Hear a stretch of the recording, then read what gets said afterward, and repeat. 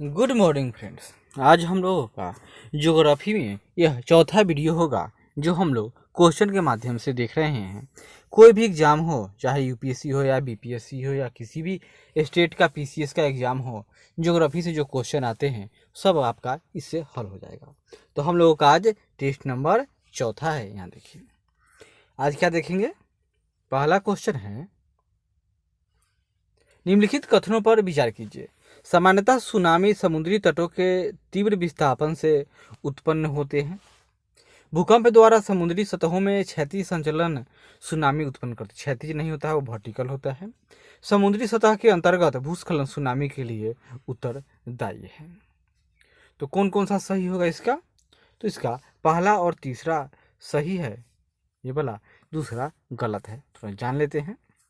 आमतौर पर सुनामी समुद्री तटों के तीव्र विस्थापन के परिणाम स्वरूप उत्पन्न होता है और यह भूकंप द्वारा सुनामी की उत्पत्ति समुद्र तल में ऊर्ध्वाधर संचलन का परिणाम है। ऊर्ध्वाधर यानी या तो प्लेट ऊपर जाएगा या नीचे जाएगा, इस तरह से समानांतर से नहीं होता है। और भूकंप की तीव्रता 6.5 से अधिक होनी चाहिए। समुद्र के अंदर भूस्खलन सुनामी को प्रेरित करती है। इसके अतिरिक्त उल्कापिंड व ज्वालामुखी भी सुनामी के उत्पत्ति में सहयोग करती है। क्वेश्चन नंबर 2 क्या है? औसतन प्रशांत महासागर में वर्ष में 2 बार सुनामी की उत्पत्ति होती है। समुद्र की गति जल की गहराई पर निर्भर करती है। सुनामी की गति समुद्री जल के 10 मीटर की गहराई पर अधिकतम नहीं, वहाँ पर तो ये बाहर हो जाएगा, यहाँ पर कम होगा, अतः तीसरा गलत है। तो पहला और दूसरा सही होगा। यहाँ देखिए, औसतन प्रशांत महासागर में वर्ष में 2 बार सुनामी आती है, यानी लगभग 15 वर्षों के अंतराल पर एक बार विनाशकारी सुनामी आती है। ठीक है। सुनामी का वेग समुद्री जल की गहराई पर निर्भर करती है और इसी के माध्यम से वह आगे बढ़ती है।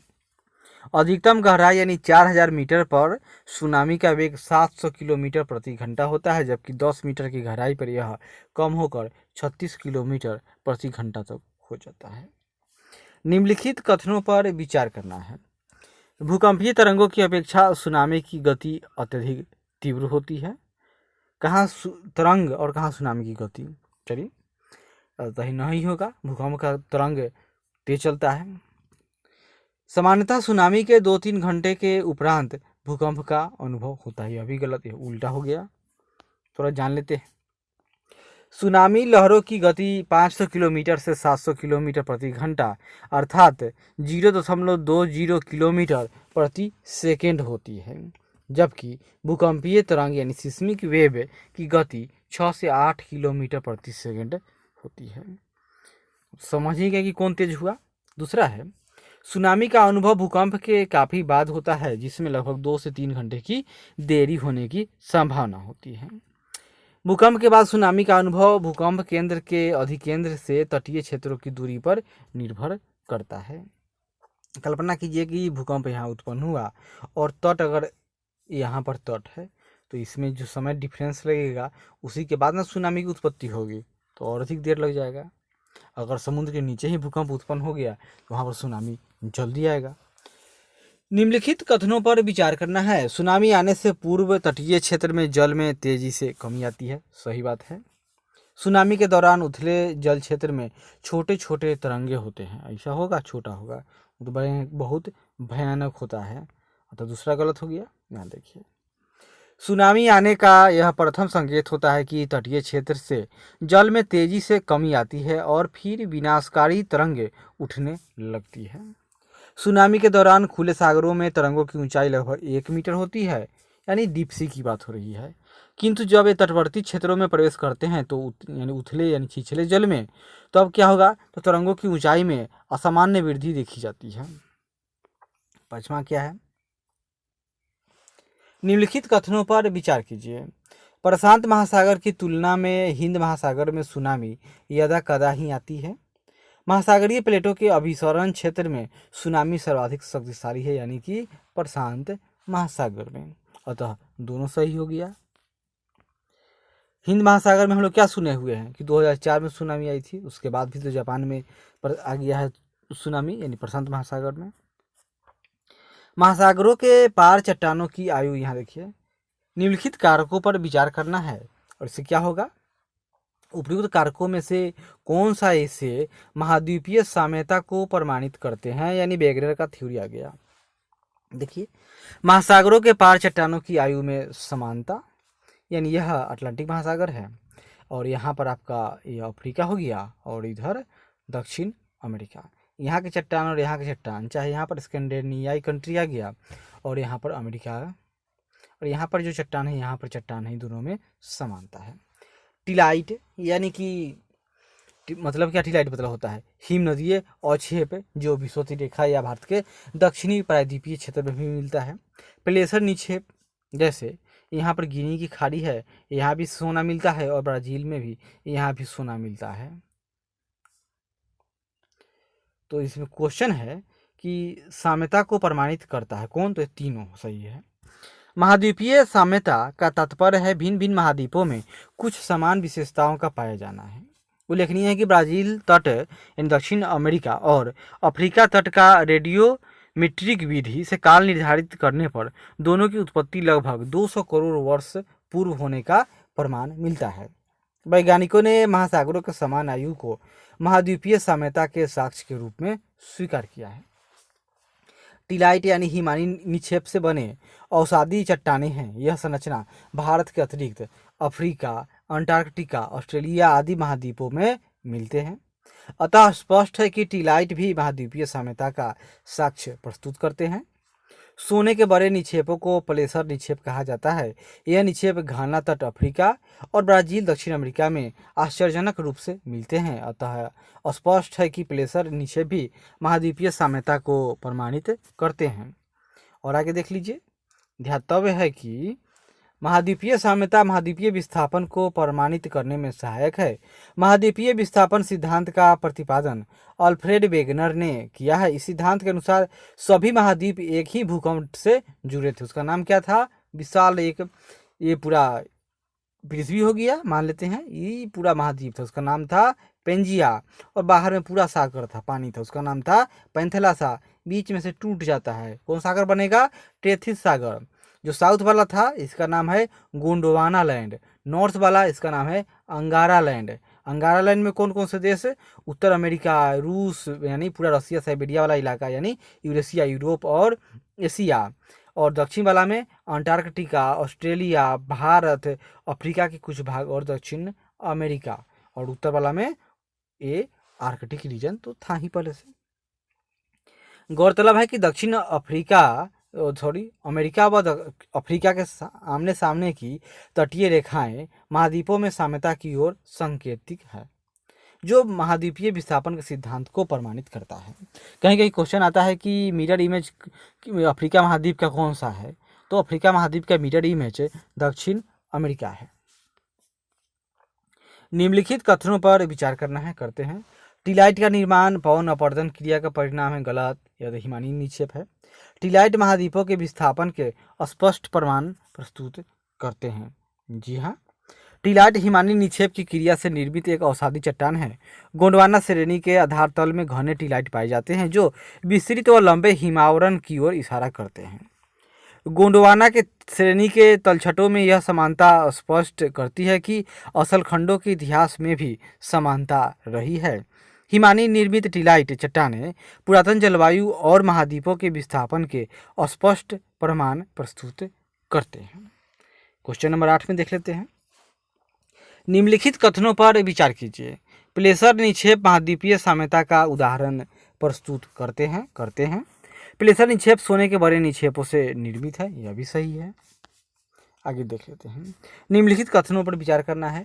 पृथ्वी के मेंटल में संवहनीय धारा का एक तंत्र है, सही है, हमने पढ़ा था, ये नीचे मेंटल प्लूम होता है, यानी यहाँ पर जो चट्टान है वह इतना ताप है कि वहाँ पर यह लिक्विड रूप में है, कारण रेडियो सक्रिय पदार्थों का होना, और जब यह लिक्विड है बहुत अधिक ताप है तो क्या होगा, यह ऊपर की तरफ इस तरह से उठेगी, इसी को कहेंगे संवहनीय धाराएं।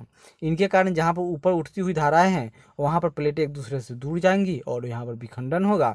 जहाँ पर ये धाराएं आपस में मिलेंगी दोनों, वहाँ पर जो प्लेटें हैं ऊपर की वे दोनों आपस में मिल जाएंगी, अतः यहाँ पर इनका विनाश होगा, यहाँ पर निर्माण होगा। मेंटल में संवहनी धारा रेडियो सक्रिय तत्वों से उत्पन्न तापीय भिन्नता का परिणाम है। यह भी सही है, यानी दोनों सही है। इसके प्रतिपादक यहाँ देख लीजिए, आर्थर होम्स ने पृथ्वी के मेंटल भाग में संवहनीय धारा प्रस्तुत किया था, कन्वेक्शनल करेंट। इस सिद्धांत के अनुसार पृथ्वी के मेंटल में संवहनी धाराओं का एक तंत्र विद्यमान है, यानी सिस्टम है पूरा। उल्लेखनीय है कि संवहनी धाराएं रेडियो एक्टिव तत्वों से उत्पन्न तापीय भिन्नता से उत्पन्न होती है। निम्नलिखित कथनों पर विचार करना है।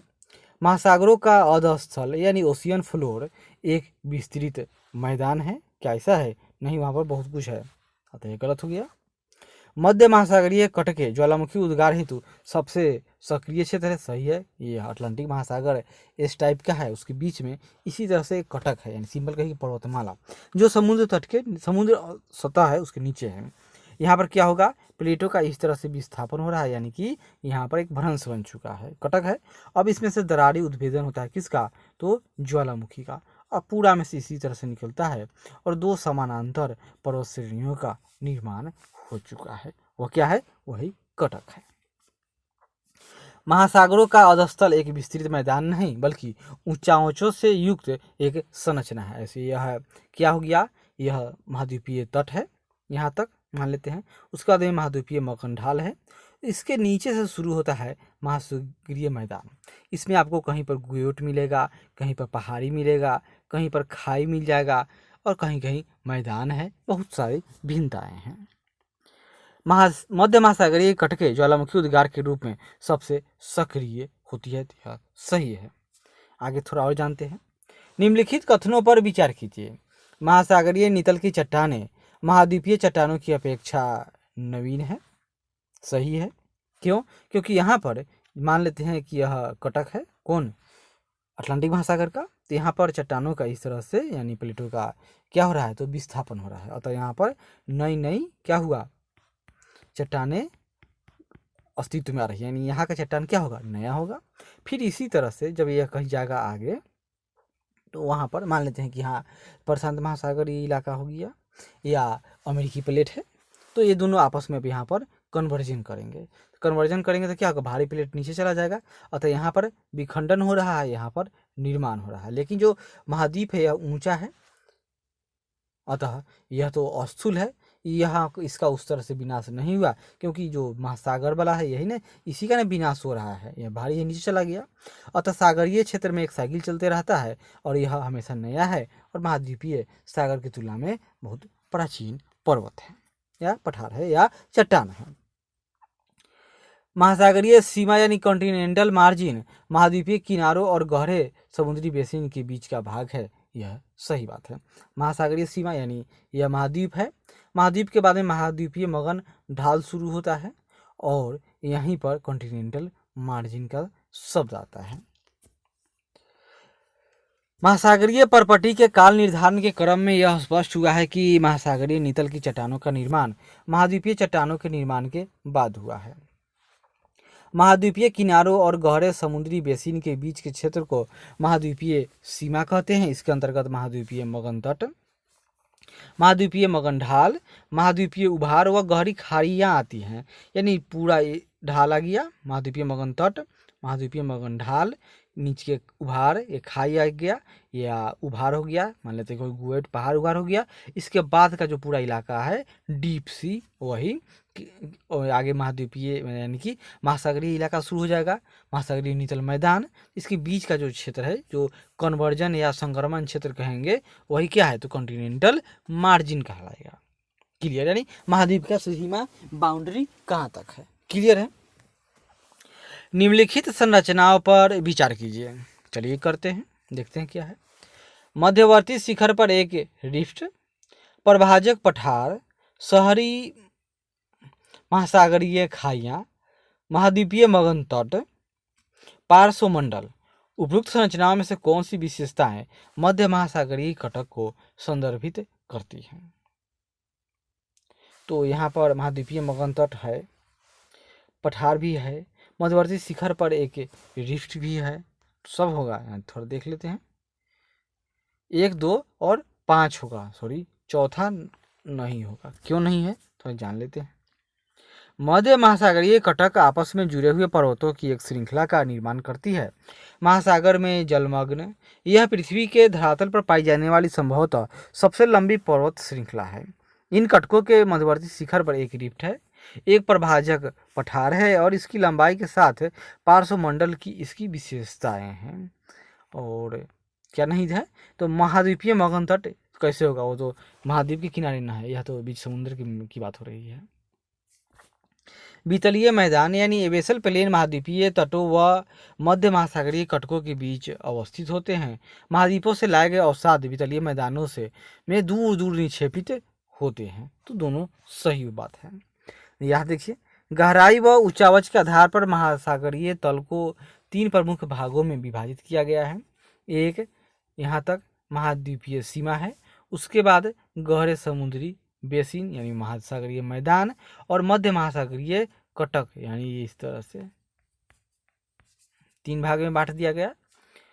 और महाद्वीपीय तटों व मध्य महासागरीय कटकों के बीच के क्षेत्र को वितलीय मैदान यानी अबेसल प्लेन कहते हैं। मतलब ये इसका मैप ऐसे बनेगा,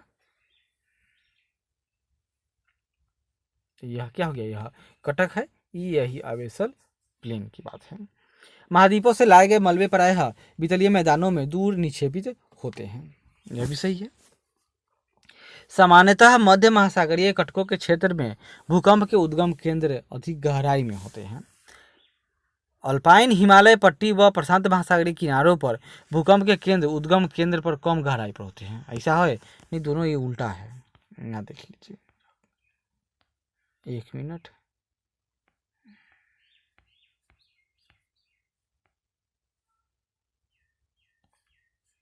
यहाँ देखिए, न तो 1 न तो 2 सही है।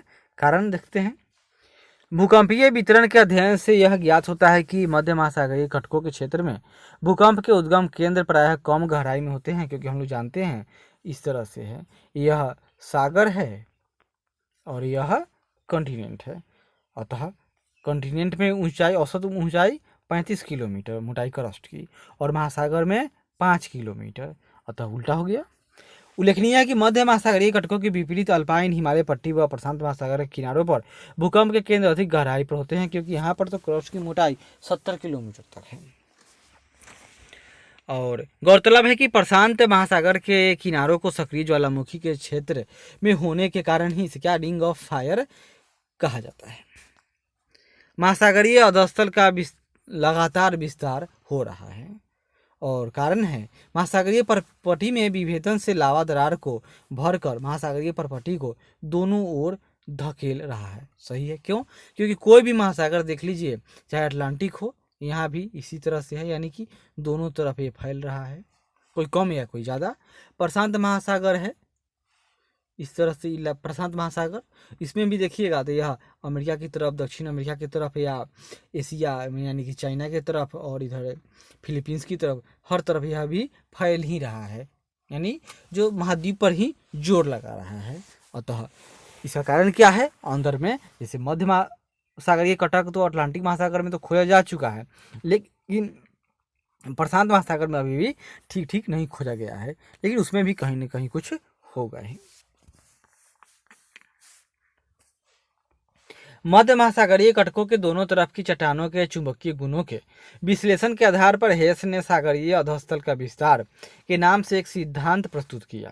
हेस के अनुसार महासागरीय अधोस्थल में विस्तार की प्रक्रिया जारी है। इसके लिए उन्होंने तर्क दिया कि महासागरीय कटकों के शीर्ष पर लगातार ज्वालामुखी उद्भेदन से महासागरीय परपटी में विभेदन हुआ है। विभेदन यानी विखंडन कहिए, और नया लावा दरार को भरकर महासागरीय परपटी को दोनों तरफ धकेल रही है। इसके परिणाम स्वरूप महासागरीय अधोस्थल का निरंतर विस्तार जारी है। अतः कथन भी सही है, उसका सही यानी कारण भी है।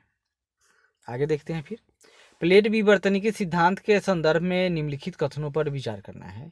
इस सिद्धांत के अनुसार स्थल मंडल कई टुकड़ों में विभाजित है। सही है, 6 बड़े हैं और 20 लगभग छोटे हैं। इस सिद्धांत के अनुसार स्थल मंडलीय प्लेटें दुर्बलता मंडल पर तैरती हैं, यह भी सही है। प्लेट विवर्तन के सिद्धांत को महाद्वीपीय विस्थापन का विकसित रूप माना गया है। इस सिद्धांत का प्रतिपादन हैरी हेस ने किया था और इसकी वैज्ञानिक व्याख्या मोर्गन ने किया था। और नाम पहली बार कौन लिया? टूजो विल्सन ने लिया था, याद कर लीजिए। प्लेट विवर्तन के सिद्धांत के अनुसार स्थल मंडल कई बड़े छोटे प्लेटों में विभाजित है। निम्नलिखित कुछ बड़ी प्लेट जैसे अमेरिकी प्लेट, अफ्रीकी प्लेट, यूरेशियाई प्लेट, इंडो ऑस्ट्रेलियन प्लेट, प्रशांत प्लेट, अंटार्कटिक प्लेट, ये 6 बड़ी प्लेटें हैं। और कुछ छोटी प्लेट जैसे Nazca plate, Cocos plate, Arabian plate, Philippine plate, Scotia plate, Caribbean plate, जुआन डी फोका प्लेट, सोमाली प्लेट, मिडी प्लेट। आप लोग जब देखिएगा तो मोबाइल या नेट पर मिडी प्लेट, जुआन डी फोका प्लेट, स्कोशिया प्लेट और कोकोस प्लेट और नजका प्लेट, इन सब का स्थल देख लीजिएगा। ये सब मैप पर किधर हैं, चलिए यहाँ देख ही लेते हैं। प्लेट विवर्तन के सिद्धांत के अनुसार स्थलीय प्लेटें दुर्बलता मंडल के ऊपर क्षैतिज दिशा में तैरती हैं। यहाँ देखते हैं, यह आपका यूरेशियन प्लेट है पूरा, यह इंडो ऑस्ट्रेलियन प्लेट है, यह फिलीपींस प्लेट है, यह जुआन डी फूका प्लेट जो लगभग गायब ही हो चुका है, अमेरिका के नीचे चला गया, शहीद हो गया बेचारा। यहाँ पर कोकोस प्लेट है और यहाँ पर देखिए और नीचे आते हैं, यह दक्षिण अमेरिका में यह क्या है, यह नजका प्लेट है। यह साउथ अमेरिकी प्लेट है जिसमें ये क्या नाम है इसका, जुआन डी फूका है ना, इसका नाम है कुछ, जुआन डी फूका तो ऊपर वाला हो गया, नजका प्लेट इधर हो गया। यह कोकोस प्लेट मध्य अमेरिका में है और यह कोकोस प्लेट है, सॉरी यह है कोकोस नहीं, यह है Caribbean plate, sorry Caribbean plate है और यह साउथ अमेरिकी प्लेट है। और सबसे दक्षिण में यह अंटार्कटिक प्लेट है। और स्कोशिया प्लेट कहाँ है आपका, तो दक्षिण अमेरिका के सबसे दक्षिणी किनारे पर स्कोशिया प्लेट है। निम्नलिखित कथनों पर विचार करना है, करते हैं। महासागरीय प्लेटें सिमेट्रिक प्रॉपर्टी युक्त हैं और अपेक्षाकृत पतली होती है। महाद्वीपीय प्लेटें सिएलिक द्रव्यों से निर्मित होती हैं और अपेक्षाकृत मोटी होती हैं। मोटी तो होती है, लेकिन क्या यह मैटर दोनों सही है? यस। स्थल मंडलीय प्लेटें पूर्णतः महाद्वीपीय, पूर्णतः महासागरीय और मिश्रित 3 प्रकार की होती हैं। पूर्णतः महाद्वीपीय, यूरेशियन, महासागरीय, प्रशांत महासागर प्लेट और मिश्रित प्रकार की जैसे इंडो ऑस्ट्रेलियन प्लेट।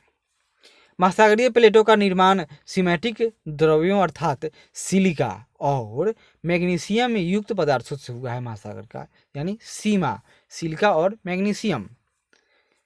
साथ ही महासागरीय प्लेट महाद्वीपीय प्लेट की अपेक्षा पतली है, तो पहला सही है। महाद्वीपीय प्लेटों का निर्माण सिएलिक द्रव यानी सियाल कहें ना इसको, सियाल अर्थात सिलिका और एल्युमिनियम के संयोजन से हुआ है। इसके अतिरिक्त महाद्वीपीय प्लेट महासागरीय प्लेट की अपेक्षा मोटी होती है। यहाँ पर मिलान करना है। स्थल मंडलीय प्लेट है और प्रकार है। यह प्रशांत महासागर, यह क्या है, यह महासागरीय प्लेट है। और अमेरिकन प्लेट महाद्वीपीय प्लेट है। अरेबियन प्लेट तो यह महासागरीय प्लेट नहीं है। और इंडो ऑस्ट्रेलियन प्लेट यह मिश्रित प्लेट है। यानी 2, 3, 4 इसका सही मिलान हुआ। 2, 3, 4 तो कोई ऑप्शन ही नहीं है। अरेबियन प्लेट महासागरीय प्लेट है। तो आप देखते हैं इसका क्या उत्तर दिया है, बी है ना। देखिए अरेबियन प्लेट महाद्वीपीय प्लेट ठीक है। अमेरिकन प्लेट को इन्होंने मिश्रित माना है, चलिए मान लेंगे हम भी।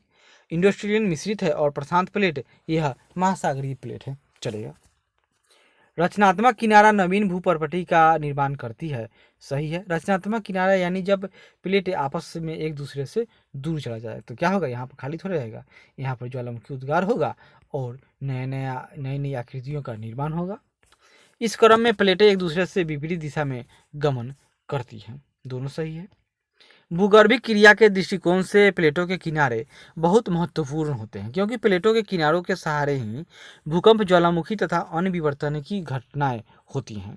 प्लेटों के किनारे को मुख्यतः 3 वर्गों में विभाजित किया जाता है। एक है रचनात्मक किनारा यानी दूर जाओ, एक विनाशात्मक किनारा पास आओ, और एक संरक्षण यानी दोनों एक दूसरे के समानांतर चले जाए, या ये ऊर्ध्वाधर हो या क्षैतिज हो। उल्लेखनीय है कि रचनात्मक किनारों वाली प्लेटें एक दूसरे से दूर जाती हैं, जिसके परिणाम स्वरूप दोनों के मध्य भ्रंश या दरार की उत्पत्ति होती है। इस दरार के सहारे दुर्बलता मंडल का मैग्मा ऊपर उठकर लावा के रूप में जम जाता है, जो अंततः भूपर्पटी का निर्माण करता है। 10 में देखते हैं क्या है। विनाशात्मक किनारों के सहारे दो प्लेटें परस्पर अभिसरित होती हैं। इंडियन प्लेट व यूरेशियन प्लेट के अभिसरण से हिमालय पर्वत का निर्माण हुआ है। दोनों सही है। विनाशात्मक किनारा तापीय संवहन तरंगों के अधोमुखी स्तंभों के ऊपर अवस्थित है, यानी यह मान लेते हैं यह हॉटस्पॉट है, यानी कि मेंटल प्लूम है, मान लेते हैं। यहाँ पर संवहनी तरंगों के रेडियो एक्टिव पदार्थ के कारण यहाँ का जो लावा है वह अत्यधिक तीव्र है। अब क्या होगा, यह ऊपर उठेगा, ऊपर उठ गया। ऊपर उठने पर यह धारा इस तरह से ऊपर का जो परपट्टी है उसे टक्कर मारेगा और इस तरह से दो दिशा में चला गया तो क्या होगा, ऊपर का जो प्लेट है यह बीच में से टूट जाएगा। तो यह क्या होगा, तो यह आपका यहाँ पर निर्माण हो रहा है। क्लियर है। और दोनों प्लेटें एक दूसरे से दूर जा रही हैं, लेकिन जब ये धाराएं हैं, संवहन धाराएं, कहीं तो गिरेंगी। इसी तरह से इधर से भी एक संवहन धारा आ रहा है, यह भी कहीं गिरेगा। तो दोनों जब आपस में मिलकर यह एक चक्र का निर्माण कर दिया। इस तरह से अंदर संवहन धाराएं चलती रहती हैं। और यहाँ भी प्लेट अब क्या होगा, इसके सहारे प्लेटें भी आपस में एक दूसरे को टक्कर मारेगा। जब टक्कर मारेगा तो क्या होगा, यहाँ पर विनाश होगा। विनाश होगा तो जो भारी प्लेट है वह नीचे जाएगा, जो हल्का है वह ऊपर चला आएगा। अतः यहाँ पर प्लेटों का विनाश हो रहा है और यहाँ पर प्लेटों का निर्माण हो रहा है। अधोमुखी यानी ऊपर से नीचे की तरफ।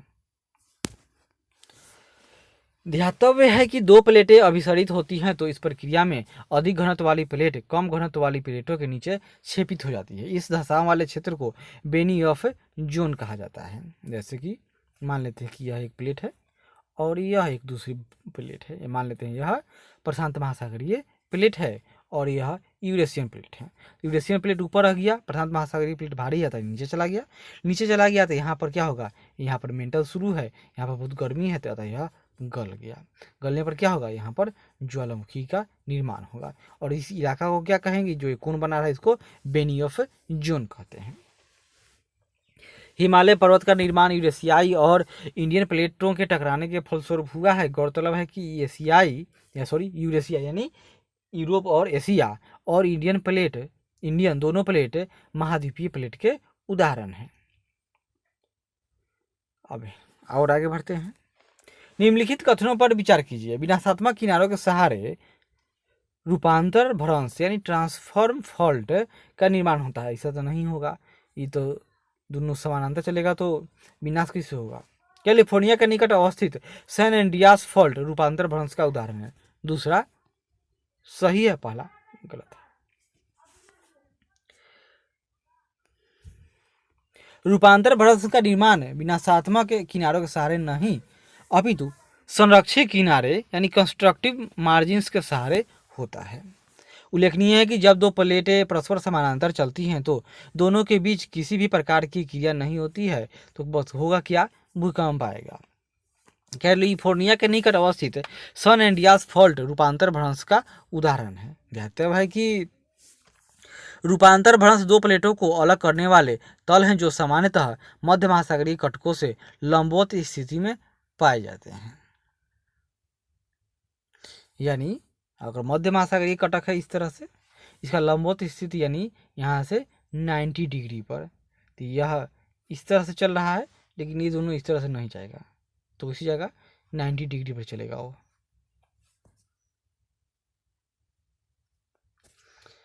निम्नलिखित कथनों पर विचार कीजिए। मध्य अटलांटिक कटक का निर्माण केवल अमेरिकी प्लेट और यूरेशियन प्लेट के अपसरण के परिणाम स्वरूप हुआ है। मध्य अटलांटिक कटक प्रसारी स्थान का उदाहरण है। प्रसारी यानी कि हाँ फैल रहा स्प्रेडिंग साइट है, ये दूसरा तो सही है। और ये इसका निर्माण केवल अमेरिकी प्लेट और यूरेशियन प्लेट केवल है। अफ्रीकन प्लेट कहाँ गया। मध्य अटलांटिक कटक का निर्माण अमेरिकी प्लेट, उत्तर अमेरिकी व दक्षिण अमेरिकी प्लेटें तथा यूरेशियन व अफ्रीकी प्लेटों के अपसरण के फलस्वरूप हुआ है, अतः कथन ये गलत हो गया। ध्यातव्य है कि वह स्थान जहां प्लेटें एक दूसरे से दूर हटती हैं प्रसारी स्थान यानी स्प्रेडिंग साइट कहलाता है। मध्य अटलांटिक तट प्रसारी स्थान का उदाहरण है। निम्नलिखित कथनों पर विचार करना है। स्थलमंडलीय प्लेटों में संचलन संवहन प्रवाह के परिणाम स्वरूप होता है और पृथ्वी के भीतर पाए जाने वाले स्थलमंडल के प्लेट को संचलित करते हैं, यानी पृथ्वी के भीतर पाए जाने वाले ताप स्थलमंडल की प्लेट को संचलित करते हैं। ये तो दोनों सही हो गया। स्थलमंडलीय प्लेट क्षैतिज अवस्था में दुर्बलता मंडल के ऊपर संचलित होते। कैसे? हम लोग पढ़ते हैं कि यह क्या है, यह पृथ्वी का मान लेते हैं, एक डायग्राम निकाल लीजिए। एक जैसे तरबूजा में से काट कर नमूना निकालते हैं, इसी तरह मान लेते हैं पृथ्वी तरबूजा है, इसमें से एक नमूना हम लोग काट कर निकाल लिए। तो इस तरह से पृथ्वी है, यह महाद्वीप है, यह महासागर है। तो क्रस्ट कहाँ तक है? यहाँ तक है, यह क्रस्ट है। यहाँ तक मेंटल है और यहाँ पर, यहाँ से नीचे ये कोर है। ठीक है, कोर में भी अपर कोर लोअर कोर है, मेंटल में भी अपर लोअर कोर होता है और क्रस्ट में भी अपर क्रस्ट और लोअर क्रस्ट होता है। क्लियर है? लेकिन हम लोग जानते हैं कि क्रस्ट है क्या है, तो यह सॉलिड है। मेंटल क्या है? मेंटल, तो मेंटल की बात होती है तो यही प्लास्टिक अवस्था में, यानी कि यह हल्का लिक्विड है। जबकि कोर क्या है? तो यह भी यह सॉलिड है। तो यह किसे होगा? ताप के कारण। ताप यहाँ पर दाब की तुलना में अधिक है, अतः यह लिक्विड हो गया। लेकिन कोर में ताप की तुलना में दाब अधिक है, अतः यह ठोस यानी सॉलिड है। इसके लिए ऐसा माना जाता है कि दृढ़ प्लेट के नीचे चलायमान चट्टानें वृत्ताकार रूप में चल रही हैं। इस क्रम में उष्ण पदार्थ धरातल पर पहुंचता है और फैलता है और धीरे धीरे ठंडा होता है, फिर गहराई में जाकर नष्ट हो जाता है और यह चक्र बार बार दोहराया जाता है, जिसे संवहन प्रवाह यानी कन्वेक्शन फ्लो कहा जाता है। सिंपल सी बात है, जब कहीं पर पृथ्वी क्या है, तो पृथ्वी एक मान लेते हैं कि यह पृथ्वी है, यहाँ पर पूरे में अंदर क्या चल रहा है, तो ये सब संवहनी धाराएं हैं। अतः कहीं पर संवहनी धाराएं उठेंगी, कहीं पर गिरेगा, तो क्या होगा इसके परिणाम स्वरूप? कहीं पर प्लेट एक दूसरे से दूर जाएगा या जाएगी, तो कहीं पर प्लेटें एक दूसरे के नज़दीक आएगी। अतः यह चक्र पूरे पृथ्वी पर चलते रहेगा, चलेगा। तो क्या होगा? यहाँ पर देख लीजिए, जब एक प्लेट आपस में मिलेगा तो भारी प्लेट नीचे चला जाएगा, तो यहाँ पर यह गल गया। गलने पर यहाँ पर फ्रैक्चर होगा, जब प्लेटें एक दूसरे से दूर जाएंगी तो इस तरह से फिर यह बाहर निकल गया। इसी तरह से यह चक्र पूरे पृथ्वी पर लगातार प्रक्रिया में चलते रहता है। जब चलते रहता है तो बस वही बात है, अंदर संवहन धाराओं का निर्माण होगा और ऊपर प्लेटों का संचलन होते रहेगा और यह एक साइकिल बन जाता है। ध्यातव्य है कि संवहन प्रवाह स्थलमंडलीय प्लेट को गति देने में महत्वपूर्ण भूमिका निभाती है। पृथ्वी के भीतर ताप की उत्पत्ति दो प्रकार से होती है। एक है रेडियो सक्रिय तत्वों के क्षरण के परिणाम स्वरूप, जैसे कि यूरेनियम आदि। दूसरा है अवशिष्ट ताप, यानी जब पृथ्वी का निर्माण हुआ तो उस समय यह बहुत गर्म था, उसी समय का कुछ बचा हुआ ताप है। गौरतलब है कि पृथ्वी के भीतर पाए जाने वाले ताप द्वारा भी स्थलमंडलीय प्लेट संचलित होती है। भारतीय प्लेट के संदर्भ में निम्नलिखित कथनों पर विचार कीजिए। भारतीय प्लेट की उत्तरी सीमा महाद्वीपीय अभिसरण के रूप में है। नॉर्थ से उत्तरी सीमा, यानी कि मान लेते हैं कि यह भारतीय प्लेट है, यह इसका उत्तर है, यह दक्षिण है। उत्तरी सीमा कारण कि यहाँ पर यूरेशिया शुरू हो गया। भारतीय प्लेट की पूर्वी सीमा एक प्रसारी स्थान है।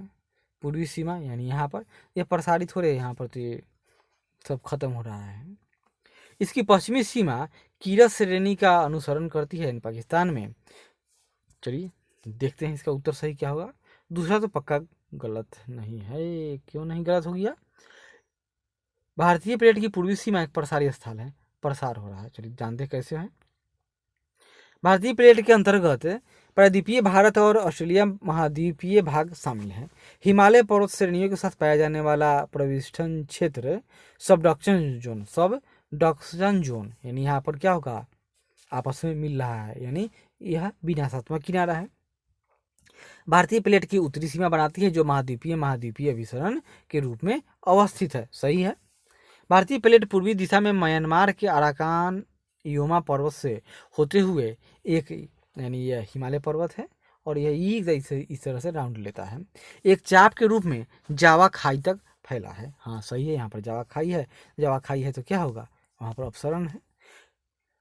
जो ऑस्ट्रेलिया के पूर्व में दक्षिण पश्चिमी प्रशांत महासागर के महासागरीय कटक के रूप में मौजूद है। 90 डिग्री ईस्ट रीज यहीं पर है।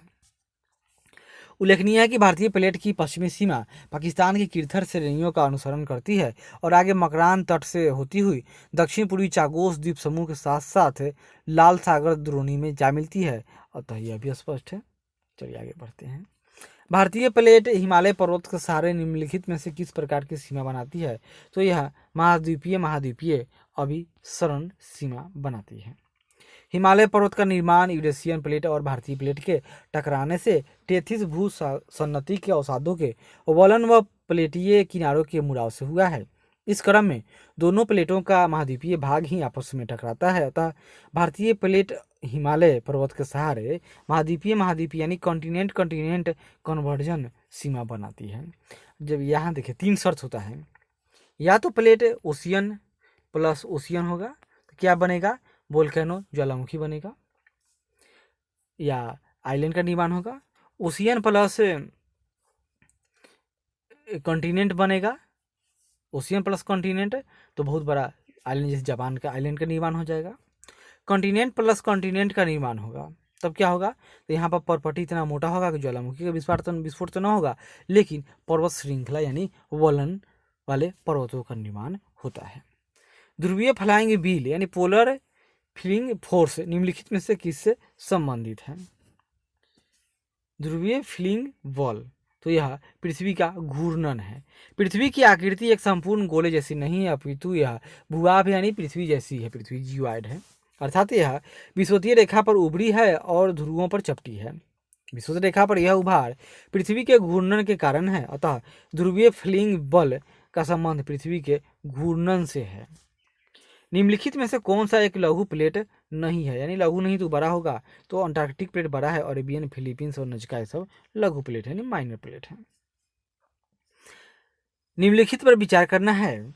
भारतीय प्लेट, ऑस्ट्रेलियन प्लेट, हिंद महासागर का कुछ भाग, इंडो ऑस्ट्रेलियन प्लेट का निर्माण उपयुक्त में से किनसे मिलकर हुआ है? तो सबके मिलने से हुआ है। इंडो ऑस्ट्रेलियन प्लेट एक वृहद प्लेट है। इस प्लेट का निर्माण भारतीय प्लेट, ऑस्ट्रेलियन प्लेट और हिंद महासागर के कुछ भाग के संयोजन से हुआ है। कुछ प्लेट है और उसकी अवस्थिति है, बताना है कौन सही है। तो फिलीपींस प्लेट, फिलीपींस व भारतीय प्लेट के बीच में है। कैरोलिन प्लेट दक्षिण अमेरिका और प्रशांत प्लेट के बीच में। नजका प्लेट एशियाटिक और प्रशांत प्लेट के बीच में है। नजका प्लेट यह प्रशांत महासागर और अमेरिकन प्लेट के बीच में, दूसरा गलत हो गया। कोकोस प्लेट यह सेंट्रल अमेरिका और प्रशांत प्लेट के बीच में है। तो देखते हैं कौन कौन सा सही है। तो केवल पहला है सही है, बाकी सब में कुछ प्रॉब्लम है। क्यों? देखते हैं। कोकोस प्लेट सेंट्रल अमेरिका और प्रशांत प्लेट के बीच में है। कोकोस सेंट्रल अमेरिका और प्रशांत प्लेट। नजका दक्षिण अमेरिका और प्रशांत प्लेट, नजका दक्षिण अमेरिका और प्रशांत। कैरोलिन प्लेट फिलीपींस और भारतीय प्लेट के बीच में है। कैरोलिन फिलीपींस और भारतीय प्लेट के बीच में। फिलीपींस प्लेट यह एशियाटिक और प्रशांत प्लेट के बीच में है। फिलीपींस से तब ना वहाँ पर मरीन ट्रेंच है, सॉरी मरीन नहीं, उसका क्या नाम है, चैलेंजर, हाँ सॉरी चैलेंजर घाटी यानी चैलेंजर ही नाम है, कमेंट कीजिएगा। आगे बढ़ते हैं। पृथ्वी के परपटी में पाए जाने वाले निम्न तत्वों में को उनके वजन के हिसाब से अवरोही यानी घटते क्रम में सजाइए। यानी सबसे अधिक कौन है, सबसे कम कौन है? सबसे अधिक तो हम लोग जानते हैं कि पृथ्वी के परपटी की बात हो, सबसे अधिक कौन है? ऑक्सीजन है। यहाँ देख लेते हैं चुपचाप। सबसे अधिक ऑक्सीजन है 46%, सिलिकॉन 27.72, उसका बाद अल्बोनियम 8%, लोहा 5%, कैल्शियम 3.3%, सोडियम 2.83, पोटेशियम 2.5, मैग्नीशियम 2% और अन्य 1.41% है। पृथ्वी के संपूर्ण भूप्रपट्टी का लगभग 98% भाग 8 तत्वों जैसे ऑक्सीजन, सिलिकॉन, एल्युमिनियम, लौह, कैल्शियम, सोडियम, पोटेशियम और मैग्नीशियम से बना है। Titanium, hydrogen, phosphorus, manganese, sulphur, carbon, nickel एवं अन्य पदार्थों से शेष भाग यानी 1.44% भाग का ही निर्माण हुआ है। निम्नलिखित कथनों पर विचार कीजिए। चलिए कर लेते हैं। मैग्मा सभी खनिजों का मूल स्रोत है, सही है। मैग्मा ठंडा होकर खनिजों के क्रिस्टल के रूप में जमा होते हैं, तो यह भी सही है। पृथ्वी के आंतरिक भाग यानी दुर्बलता मंडल में, यानी प्लास्टिक स्फीयर भी उसको कहते हैं, में पाया जाने वाला मैग्मा ही भूपर्पटी पर सभी खनिजों का मूल स्रोत है। यही मैग्मा ठंडा होकर खनिजों के क्रिस्टल के रूप में जमा होते हैं। अतः उपयुक्त दोनों कथन सत्य हैं।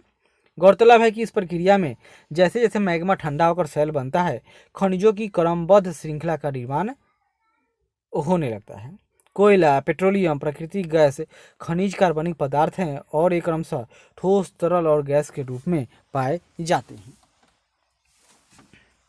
दूसरा देखते हैं हम, खनिजों के क्रिस्टल का सापेक्षिक रूप से समतल बनाने के लिए निश्चित दिशा में टूटने की प्रवृत्ति कहलाता है। उसको क्या कहते हैं?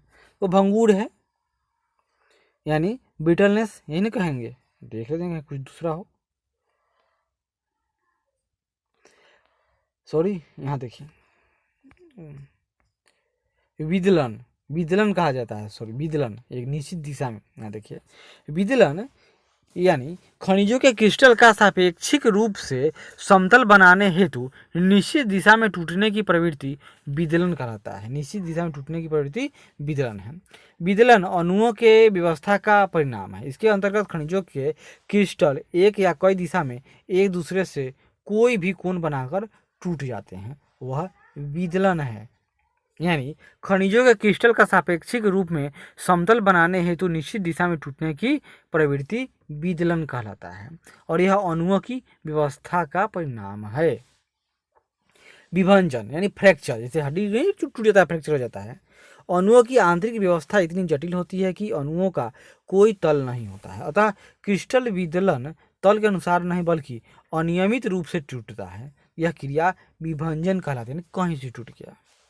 धारियाँ मतलब किसी खनिज को पीसने के बाद वह उसी रंग का या अन्य रंग का दिखता है। ध्यातव्य है कि पाउडर बनने के बाद वह खनिज के रंग या अन्य रंग का हो सकता है। जैसे मैलाकाइट का रंग हरा होता है और उस पर धारियाँ भी हरी होती हैं, जबकि फ्लोराइट का रंग बैंगनी या हरा होता है और इस पर श्वेत धारियाँ होती हैं। भंगुरता यानी ब्रिटलनेस, किसी वस्तु का तनाव के कारण बिना किसी महत्वपूर्ण विरूपण के टुकड़ों में विभाजित हो जाना ही भंगुरता है। यानी पटक दीजिए कोई सामान को, कहीं कहीं से टूट गया तो वह ब्रिटलनेस यानी भंगुर है।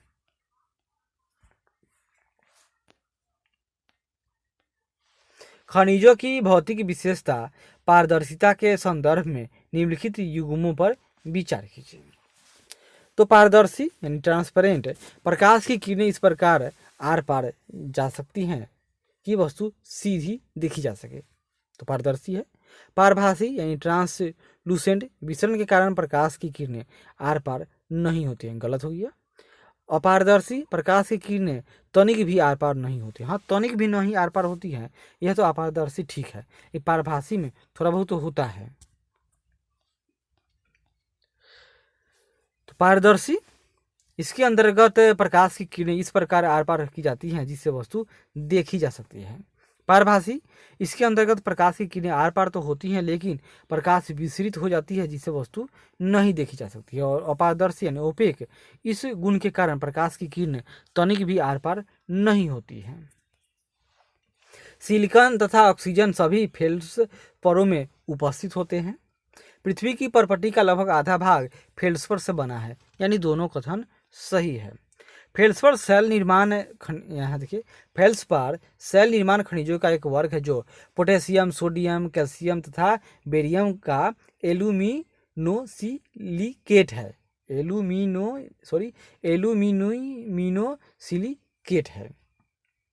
एल्यूमिनोसिलिकेट है। और सिलिकॉन तथा ऑक्सीजन सभी फेल्ड्सपरों में उपस्थित होते हैं, जबकि सोडियम, पोटेशियम, कैल्शियम, एल्युमिनियम आदि भिन्न भिन्न फेल्ड्सपरों में शामिल होते हैं। अतः स्पष्ट है कि कथन एक सही है। फेल्ड्सपर चट्टानों का एक समूह है जो टेक्टोसिलिकेट खनिज, सिलिकेट यानी सिलिका तो उसमें रहेगा ही, से निर्मित है। पृथ्वी के भूपर्पटी का लगभग 60% हिस्सा इसी से निर्मित है। यानी पृथ्वी के परपटी में कोई भी चट्टान हो या सेल हो, उसमें सिलिका होगा ही। सिलिका होगा यानी सिलिकेटिक है, यानी कि वह फेल्ड्सपर है। क्वार्ट्ज के संदर्भ में निम्नलिखित कथनों पर विचार कीजिए, बताइए कि कौन सा सत्य है। क्वार्ट्ज रेत एवं ग्रेनाइट के प्रमुख घटक हैं। क्वार्ट्ज में सिलिका अनुपस्थित होता है। क्वार्ट्ज जल में सर्वथा अघुलनशील है। तो क्वार्ट्ज घुलेगा तो नहीं, क्या इसमें सिलिका अनुपस्थित होता है? यानी यही गलत है, सिलिका तो होता ही है। क्वार्ट्ज रेत एवं ग्रेनाइट का बना होता है, इसमें सिलिका उपस्थित होता है। क्वार्ट्ज एक कठोर खनिज है जो पानी में हमेशा अघुलनशील होता है। ध्यातव्य है कि क्वार्ट्ज श्वेत या रंगीन होता है। इसका उपयोग रेडियो एवं रडार में होता है। पाइरोक्सिन, यहाँ देखिए, पाइरोक्सिन के संदर्भ में निम्नलिखित कथनों पर विचार कीजिए। पाइरोक्सिन में कैल्शियम, एल्यूमिनियम, मैग्नीशियम, आयरन तथा सिलिका शामिल है। पृथ्वी की परपटी में 10% भाग, पृथ्वी की परपटी का 10% भाग पाइरोक्सिन से निर्मित है। सामान्यतः यह उल्का पिंड में पाया जाता है। जब सामान्यतः चला है तो समझिए कि हाँ सही होगा। तो देखिए इसका उत्तर सब सही है। पृथ्वी के भूपर्पटी पर पाए जाने वाले खनिजों में पाइरोक्सिन एक महत्वपूर्ण खनिज है, जिसमें कैल्शियम, एल्यूमिनियम, मैग्नीशियम, आयरन तथा सिलिका शामिल होते हैं। ध्यातव्य है कि पृथ्वी के भूपर्पटी का लगभग 10% भाग पाइरोक्सिन से निर्मित है। यह सामान्यतः उल्कापिंड में पाया जाता है। यह हरे अथवा काले रंग का होता है। एम्फीबोल के संदर्भ में निम्नलिखित कथनों पर विचार कीजिए। एम्फीबोल तो क्या है? एल्यूमिनियम, कैल्शियम, सिलिका, मैग्नीशियम एवं लोहा एम्फीबोल के प्रमुख तत्व हैं। दूसरा है, पृथ्वी के भूपर्पटी का लगभग 7% भाग एम्फीबोल से निर्मित है।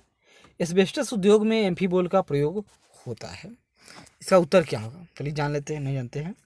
यानी इसका भी सब सही है। मतलब एम्फीबोल के प्रमुख तत्व हैं एल्यूमिनियम, कैल्शियम, सिलिका, लौह और मैग्नीशियम।